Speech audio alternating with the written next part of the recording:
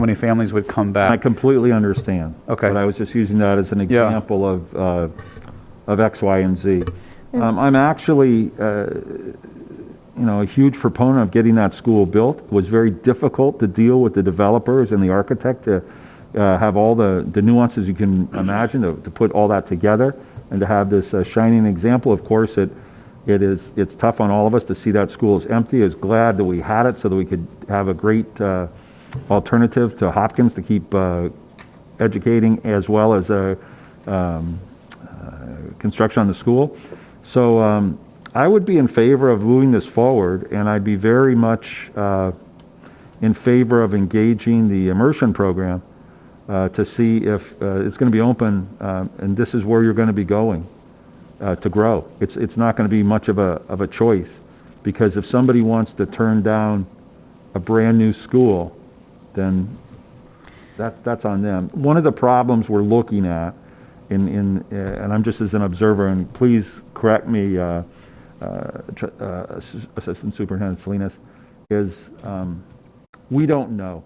People say that they're going to leave the program if it moves. They're going to leave this, they're going to leave that. We don't know.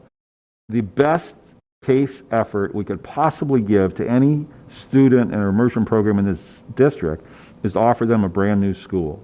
So if they offer the brand new school and a lot of parents on both sides don't want to go, then maybe we unify the two programs at that one site, and the parents who don't want to go, don't go. But I think that if we're going to be in for a dime, we're going to be in for a dollar. So if we're going to open the school and have it available, we need to maximize the student enrollment at that site. And I would be very much in favor of doing that, because I think it's an area that can allow the immersion programs to grow, and it can be a magnet for the people moving in there. It's extremely disappointing, as we've seen, of how few students are generated from the 20,000 additional people who have come into Fremont in the last 10 years with the census. So that said, we're seeing it all around. In fact, some of the units that Trustee Campbell was talking about, the smaller units that are located right next to BART, they're 800 square feet, and people are paying close to $1 million for the privilege. So for anyone to think that there's an affordable housing component, we have to put it in perspective.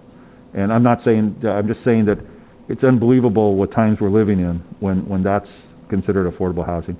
So I would be supportive of this if we can go forward and use this school to fill it up as soon as possible, which would be over years, of course, but in the interest of providing the best educational environment for our students.